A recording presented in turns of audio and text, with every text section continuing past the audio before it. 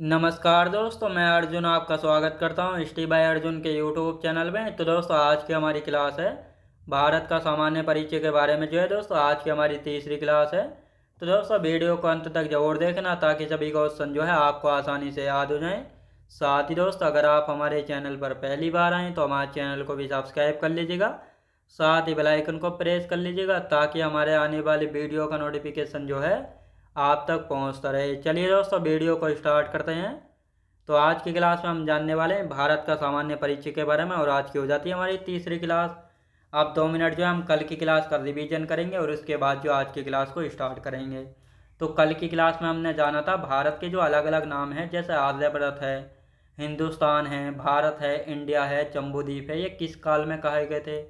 जैसे आर्यभट्ट जो है भारत में बसने वाले आर्यों के नाम पर पड़ा था। भारत नाम आर्यों के शक्तिशाली राजा भरत के नाम पर हमारे देश का नाम भारत पड़ा। हिंदुस्तान ईरानियों या पारसियों के नाम द्वारा जो है दिया गया था। इंडिया नाम ग्रीक वासियों के द्वारा यानी यूनानियों के द्वारा दिया गया। और भारत को जम्बूद्वीप किस काल में कहा गया था? बौद्ध काल में कहा गया था। ये जानकारी मिलती है हमको पुराणों से। इसके बाद हमने जाना था भारत का क्षेत्रफल कितना है। 32,87,263 वर्ग किलोमीटर है। भारत का आकार यानी शेप चतुष्कोणीय है। भारत भूमध्य रेखा के किस दिशा में स्थित है? उत्तर दिशा में स्थित है। भारत के बीचों बीच से कौन सी रेखा गुजरती है? कर्क रेखा, जो कि भारत के 8 राज्यों से होकर गुजरती है। साथ ही भारत किस गोलार्ध में? उत्तर पूर्वी गोलार्ध में स्थित है। विश्व के 10 बड़े देश जैसे रूस है, कनाडा है, अमेरिका, चाइना है, ब्राज़ील है, ऑस्ट्रेलिया, भारत, अर्जेंटीना, कजाकिस्तान और अल्जीरिया। तो भारत क्षेत्रफल के मामले में 7वें स्थान पर आता है। और भारत जो है क्षेत्रफल के मामले में 7वें स्थान पर हो गया। भारत जो है पृथ्वी का कितना परसेंट हिस्सा घेरे हुए है? 2.4% हिस्सा जो है घेरे हुए है। इसके बाद हमने बात की थी भारत का सबसे बड़ा राज्य क्षेत्रफल में राजस्थान है। दूसरे पर मध्य प्रदेश, तीसरे पर महाराष्ट्र, चौथे पर उत्तर प्रदेश, 5वें पर कौन सा है? गुजरात। भारत के क्षेत्रफल में सबसे छोटे राज्य, जैसे गोवा सबसे छोटा राज्य है भारत का क्षेत्रफल के मामले में, जिसका एरिया है 3702 वर्ग किलोमीटर। दूसरे पर सिक्किम है, तीसरे पर त्रिपुरा, चौथे पर नागालैंड, 5वें पर मिजोरम। तो ये भारत के 5 छोटे राज्य थे। भारत के 5 बड़े जिले क्षेत्रफल में, तो भारत का सबसे बड़ा जिला है कच्छ जिला, जिसका एरिया है 45,674 वर्ग किलोमीटर, जो कि गुजरात राज्य में है। दूसरा है लेह जिला, जो कि 45,110 वर्ग किलोमीटर क्षेत्रफल में फैला हुआ है। कहाँ पर है? लद्दाख में स्थित है। तीसरा जैसलमेर है, चौथा बीकानेर, 5वां बाड़मेर। ये तीनों जो हैं राजस्थान में।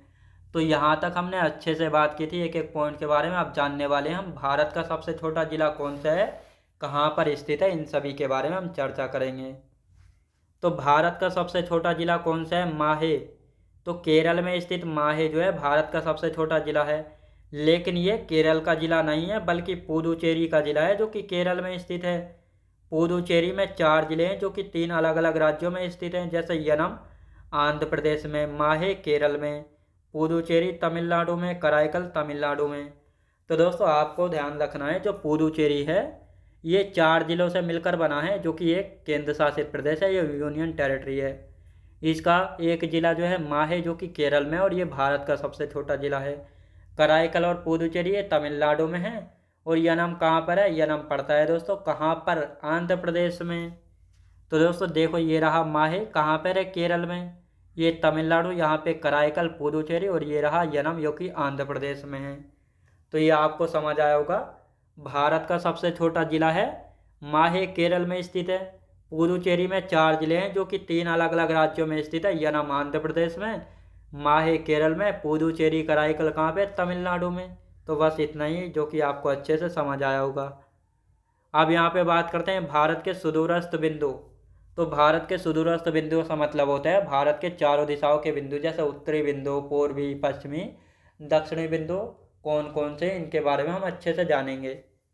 तो दोस्तों, जैसे ये है उत्तरी बिंदु इंदिराकोल, कीबिथु पूर्वी बिंदु, गुहार मोती पश्चिमी, मुख्य भूमि का दक्षिणतम बिंदु कन्याकुमारी, और सबसे दक्षिणतम बिंदु इंदिरा पॉइंट। तो इनके बारे में हमको जानना है। ये हमने दोस्तों यहाँ पे बनाई है पृथ्वी यानी अर्थ। अब आप सभी को पता है भारत के बीचों बीच से भूमध्य, भारत नहीं, पृथ्वी के बीचों बीच से भूमध्य रेखा खींची गई, जिसको 0 डिग्री रेखा भी कहा जाता है। अब 0 डिग्री दोस्तों, ये 0 डिग्री रेखा हो गई। अब इससे ऊपर की तरफ हम चलते हैं, तो ये चलते हैं और यहाँ पर ये पड़ता है कौन सा पॉइंट, ये पड़ता है यहाँ पे इंदिरा पॉइंट, जो कि 6 डिग्री 4 मिनट उत्तरी अक्षांश पर स्थित है। अब इसको और ऊपर जाएंगे तो यहाँ तक आते आते जो है 8 डिग्री 4 मिनट उत्तरी अक्षांश होता है। और यहाँ तक ऊपर आते आते जो है भारत के ये 37 डिग्री 6 मिनट उत्तरी अक्षांश पर भारत का उत्तरी बिंदु हो जाता है इंदिरा कोल। अब दोस्तों इस प्रकार जो ये खड़ी रेखाएं होती हैं इनको पूर्वी देशांतर कहा जाता है। क्या? पूर्वी देशांतर, क्योंकि पश्चिमी देशांतर तो ये हो गया, तो इधर जो है सीधी सी बात है पूर्वी देशांतर होगा। तो भारत का जो पश्चिमी बिंदु है ये 68 डिग्री 7 मिनट पूर्वी देशांतर पर स्थित है। और इस प्रकार यदि हम इधर को चलते हैं तो यहाँ पर जो है ये, यानी इधर से एक एक करके ये खींची गई है, तो यहाँ तक आते आते जो है 97 डिग्री 25 मिनट पूर्वी देशांतर हो गया है। तो ये आपको याद रखना है। तो अब ये आपको चारों बिंदु अच्छे से समझ आए होंगे। अब इनको जो है हम अच्छे से मैप बनाएंगे और इसके बाद जो इनको थ्योरी वाइज सीक्वेंस में लिखेंगे। तो इनमें आप, मेरा समझाने का उद्देश्य ये था कि जो ये उत्तरी बिंदु अक्षांश और देशांतर क्या होती है और इनको क्यों कहा जाता है, तो ये आपको क्लियर हो गए होंगे। अब यहाँ पे मैप बनाया हुआ है भारत का। तो यहाँ पे दोस्तों ये क्या है, ये है भारत यानी इंडिया। तो भारत का उत्तरी बिंदु देखो ये रहा। भारत का उत्तरी बिंदु कौन सा है? इंदिरा कोल, जो कि पीओके पाक अधिकृत कश्मीर में स्थित है। कितने डिग्री पर है? 37 डिग्री 6 मिनट उत्तरी अक्षांश पर स्थित है। इसको उत्तरी अक्षांश क्यों कहा जाता है ये अभी मैंने आपको बताया है। ये है दोस्तों देखो भारत का पूर्वी बिंदु। भारत का पूर्वी बिंदु है किबिथु, जो कि अंजाव जिला अरुणाचल प्रदेश में स्थित है। कहाँ पे? अंजाव जिला अरुणाचल प्रदेश में स्थित है भारत का पूर्वी बिंदु किबिथु। कितने डिग्री देशांतर पर है? 97 डिग्री 25 मिनट पूर्वी देशांतर पर स्थित है। अरुणाचल प्रदेश का पुराना नाम है नेफा। नेफा मतलब नॉर्थ ईस्ट फ्रंटियर एजेंसी। उपनाम यानी अन्य नाम है उगते सूर्य की भूमि। तो किस राज्य को जो है उगते सूर्य की भूमि कहा जाता है? तो अरुणाचल प्रदेश को कहा जाता है। किस देश का पुराना नाम? नेफा है, अरुणाचल प्रदेश का। तो ये आपको चारों पॉइंट अच्छे से समझ आए होंगे। अब भारत का पश्चिमी बिंदु देख लेते हैं, ये रहा। तो भारत का पश्चिमी बिंदु है गुहार मोती। कौन सा है दोस्तों? भारत का पश्चिमी बिंदु गुहार मोती, जो कि गुजरात के कच्छ जिला में है। गुजरात के कच्छ जिला में ये जो है 68 डिग्री 7 मिनट पूर्वी देशांतर पर स्थित है। यानी 68 डिग्री 7 मिनट पूर्वी देशांतर पर स्थित है। तो ये आपको याद रखना है। यह है भारत की मुख्य भूमि का दक्षिणतम बिंदु। तो भारत की मुख्य भूमि का बिंदु कौन सा है? कन्याकुमारी है, जिसको कैप कोमोरिन भी कहा जाता है। ये तमिलनाडु में स्थित है। कहाँ पे? तमिलनाडु में। कितने डिग्री अक्षांश पर स्थित है? तो ये 8 डिग्री 4 मिनट उत्तरी अक्षांश पर स्थित है। तो ये आपको अच्छे से याद रखना है। देशांतर इस प्रकार ये खड़ी रेखाएं होती हैं और ये अक्षांश जो है इस प्रकार ये लेटी रेखाएं होती हैं। तो ये आपको अच्छे से यहाँ पे याद रखना है।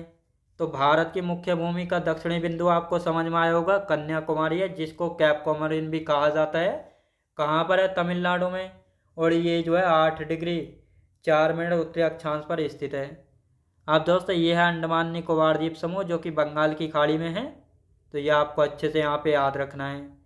और ये जो है ये पड़ता है, ये अंडमान निकोबार द्वीप समूह का सबसे दक्षिणी द्वीप ग्रेट निकोबार।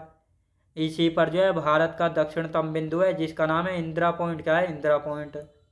इसका अन्य नाम क्या है? पार्सेंट पॉइंट, पिग्मेलियन पॉइंट, लाहेचिंग पॉइंट। तो ये इंदिरा पॉइंट के अन्य नाम हैं। तो ये आपको याद रखना। और इंदिरा पॉइंट जो है भारत का संपूर्ण भारत का दक्षिणतम बिंदु है, जिसमें द्वीपों को भी शामिल कर लिया जाता है।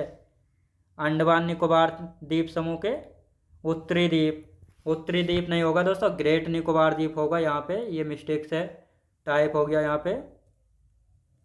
यहाँ पे दोस्तों ग्रेट निकोबार लिखेंगे, याद रखें दोस्तों। क्या लिखेंगे? यहाँ पे होगा ग्रेट निकोबार। क्या होगा? ग्रेट निकोबार। तो इसको लिखते हैं यहाँ पे ग्रेट निकोबार। याद रखें दोस्तों, ग्रेट निकोबार द्वीप पर स्थित है इंदिरा पॉइंट। और ये जो है 6 डिग्री 4 मिनट उत्तरी अक्षांश पर स्थित है। तो ये आपको भारत के सुदूरस्थ बिंदु समझ में आए होंगे। उत्तरी बिंदु इंदिरा को लद्दाख में स्थित है, लद्दाख पीओके में स्थित है। कीविथो भारत का पूर्वी बिंदु है, अरुणाचल प्रदेश के अंजाव जिला में। भारत का पश्चिमी बिंदु कौन सा है? गुहार मोती है, जो कि कहाँ पर है? गुजरात के कच्छ जिला में। भारत की मुख्य भूमि का दक्षिणतम बिंदु कन्याकुमारी है, तमिलनाडु राज्य में है। और भारत का संपूर्ण दक्षिणतम बिंदु इंदिरा पॉइंट है, जो कि अंडमान निकोबार द्वीप समूह के ग्रेट निकोबार द्वीप पर स्थित है। तो ये आपको याद रखना है। अब दोस्तों यहाँ पे हम बात करते हैं यानी उत्तर का अक्षांश विस्तार कितना है। तो उत्तर यानी भारत का जो है, उत्तर का नहीं, भारत का अक्षांश विस्तार तो 6 डिग्री 4 मिनट या 8 डिग्री 4 मिनट उत्तरी अक्षांश से लेकर 37 डिग्री 6 मिनट उत्तरी अक्षांश। तो ये आपको समझ आया होगा भारत का उत्तरी अक्षांश कितना है। तो ये 6 डिग्री 4 मिनट से लेकर 8 डिग्री 4 मिनट उत्तरी अक्षांश से 37 डिग्री 6 मिनट उत्तरी अक्षांश। तो यहाँ पे दोस्तों हम बात करते हैं भारत का देशांतरीय विस्तार कितना है। तो भारत के देशांतरीय विस्तार की यदि बात की जाए तो ये 68 डिग्री 7 मिनट पूर्वी देशांतर से लेकर 97 डिग्री 25 मिनट पूर्वी देशांतर है। तो ये आपको अच्छे से यहाँ पे याद रखना है। तो ये था दोस्तों भारत के 2 सूर्यास्त बिंदु थे और इनका जो है अक्षांश विस्तार और देशांतरीय विस्तार आपको समझ में आया होगा। अब यहाँ पे हम बात करते हैं 7 सिस्टर, यानी 7 सिस्टर में शामिल राज्य कौन कौन से हैं। तो जो पूर्वोत्तर भारत के 7 राज्य हैं इनको 7 सिस्टर में शामिल किया गया है। तो कौन कौन से, जैसे दोस्तों ये रहा, देखो ये हो गया मेघालय, त्रिपुरा है, मिजोरम है, मणिपुर, नागालैंड, अरुणाचल प्रदेश और असम। तो ये 7 राज्य हैं जो कि कहाँ पर आते हैं, ये 7 सिस्टर में शामिल हैं। अब दोस्तों ये है सिक्किम राज्य, जिसको जो है 7 सिस्टर में शामिल नहीं किया गया। तो ये 7 राज्य हैं जो कि किस में शामिल है, 7 सिस्टर में शामिल है। अरुणाचल प्रदेश है, असम है, मेघालय, नागालैंड, त्रिपुरा, मिजोरम, मणिपुर। तो ये 7 राज्य हैं जो कि 7 सिस्टर में शामिल राज्य हैं।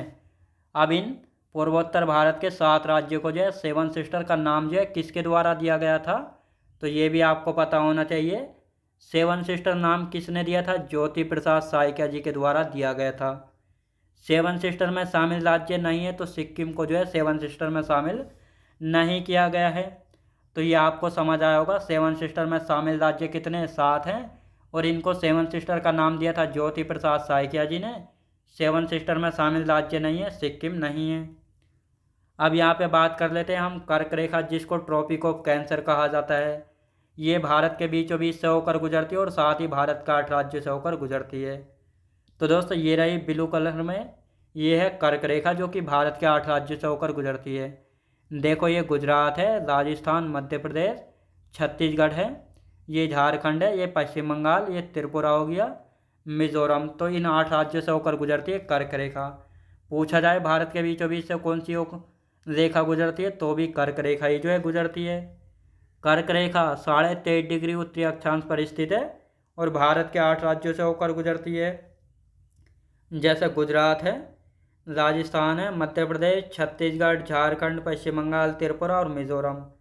तो इन 8 राज्यों से होकर गुजरती है। तो ये आपको अच्छे से समझ आया होगा। अब यहाँ पे हम बात करते हैं कर्क रेखा के बारे में, सारे पॉइंट लिखेंगे एक एक करके। तो कर्क रेखा यह एक काल्पनिक रेखा है, जो कर्क रेखा है यह जो है काल्पनिक रेखा है, भूमध्य रेखा के उत्तर में स्थित है। आप सभी को पता है भूमध्य रेखा भारत के नहीं बल्कि पृथ्वी के बीचों बीच से खींची जाती है, लेकिन कर्क रेखा जो है भारत के कहाँ पर है, बीचों बीच से गुजर रही है। तो इसका मतलब जो है भारत भूमध्य रेखा के उत्तर दिशा में है, तो कर्क रेखा भी कहाँ पर होगी, भूमध्य रेखा के उत्तर में होगी। कर्क रेखा 8 राज्यों से होकर गुजरती है। माही नदी कर्क रेखा को 2 बार काटती है। तो कौन सी नदी है जो कि कर्क रेखा को 2 बार काटती है, तो माही नदी है जो कि कर्क रेखा को 2 बार काटती है। कर्क रेखा भारत के बीचों बीच से होकर गुजरती है। कर्क रेखा सबसे लंबी किस राज्य में, मध्य प्रदेश में। कर्क रेखा सबसे छोटी राजस्थान राज्य में। अब दोस्तों यहाँ पे आपको अच्छे से पता लग रहा होगा, ये है मध्य प्रदेश। देखो सबसे लंबी किस राज्य में, मध्य प्रदेश में। और यहाँ पर देखो ये छोटी सी जो है किस राज्य में, ये राजस्थान में। तो इसका मतलब कर्क रेखा सबसे लंबी जो है मध्य प्रदेश से होकर गुजरती है और सबसे छोटी राजस्थान से होकर गुजरती है। तो ये आपको अच्छे से याद रखना है। कर्क रेखा के निकट शहर कौन कौन से हैं, जब कर्क रेखा 8 राज्यों से होकर गुजरती है तो कौन कौन से शहर जो है इसके निकट आते हैं, तो जैसे गांधीनगर, उज्जैन, रांची, भोपाल और अगरतला। तो ये शहर जो है कर्क रेखा के निकट बसे हुए हैं। कर्क रेखा 23.5 डिग्री उत्तरी अक्षांश पर स्थित है। क्वेश्चन पूछा गया है कर्क रेखा कितने डिग्री अक्षांश पर स्थित है, 23.5 डिग्री उत्तरी अक्षांश पर स्थित है। कर्क रेखा व भारतीय मानक समय रेखा एक दूसरे को किस राज्य में काटती हैं? छत्तीसगढ़ राज्य में काटते हैं। यानी कर्क रेखा व भारतीय मानक समय रेखा एक दूसरे को किस राज्य में काटते हैं? छत्तीसगढ़ राज्य में। कर्क रेखा पर स्थित राजधानी कौन सी है? रांची, जो कि झारखंड की राजधानी है। ये कर्क रेखा पर स्थित राजधानी है, तो ये आपको याद रखना है। भारत का उत्तर से दक्षिण विस्तार 3214 किलोमीटर, भारत का पश्चिम से पूर्व विस्तार 2933 किलोमीटर। अब दोस्तों यहाँ पे हम बात करते हैं, ये आप सभी को पता है ये कौन सी रेखा है दोस्तों? ये है कर्क रेखा। तो ये कौन सी है दोस्तों? ये है कर्क रेखा। और ये ऊपर से कौन सी आ रही है? ये है भारतीय मानक समय रेखा। अब ये जो आपस में एक दूसरे को यहाँ पर काट रही हैं, यहाँ पे, तो ये कहाँ पे? ये छत्तीसगढ़ में एक दूसरे को काट रही हैं, तो ये आपको याद रखना है। और ये जो है 82 डिग्री पूर्वी देशांतर से ली गई है भारतीय मानक समय रेखा। इसके बारे में हम कल की क्लास में अच्छे से पढ़ेंगे। अब दोस्तों यहाँ पे हम बात करते हैं भारत का उत्तर से दक्षिण विस्तार। तो ये आप सभी को पता है, ये नॉर्थ है, ये दक्षिण है। अब दोस्तों यहाँ से लेकर ये है, और ये यहाँ से लेकर इस प्रकार, तो ये विस्तार कितना है? तो ये तो हो गया दोस्तों 3214 किलोमीटर, यानी उत्तर से दक्षिण विस्तार 32 से 14 किलोमीटर। अब ये कितना है? 2933 किलोमीटर पश्चिम से पूर्व विस्तार। तो ये आपको समझ आया होगा, भारत का उत्तर से दक्षिण विस्तार और पश्चिम से पूर्व विस्तार। तो ये थी आज की हमारी क्लास। अब कल की क्लास में हम कर्क रेखा के बारे में नहीं, बल्कि भारतीय मानक समय रेखा के बारे में जानेंगे, और साथ ही तटीय राज्यों को स्टार्ट करेंगे कल की क्लास में। तो ये आपको अच्छे से याद रखना है। तो ये थी आज की हमारी क्लास, जिसमें आप सभी को अच्छे से जो है सब कुछ समझ आया होगा। तो मैं उम्मीद करता हूँ आपको वीडियो क्वालिटी, कंटेंट वगैरह सभी कुछ आपको पसंद आया होगा। पसंद आया तो लाइक शेयर और सब्सक्राइब करना बिल्कुल भी ना भूलें। साथ ही दोस्त, अगर आप हमारे चैनल पर पहली बार आएँ तो हमारे चैनल को भी सब्सक्राइब कर लीजिएगा, साथ ही बेल आइकन को प्रेस कर लीजिएगा, ताकि हमारे आने वाले वीडियो का नोटिफिकेशन आप तक पहुँचता रहे।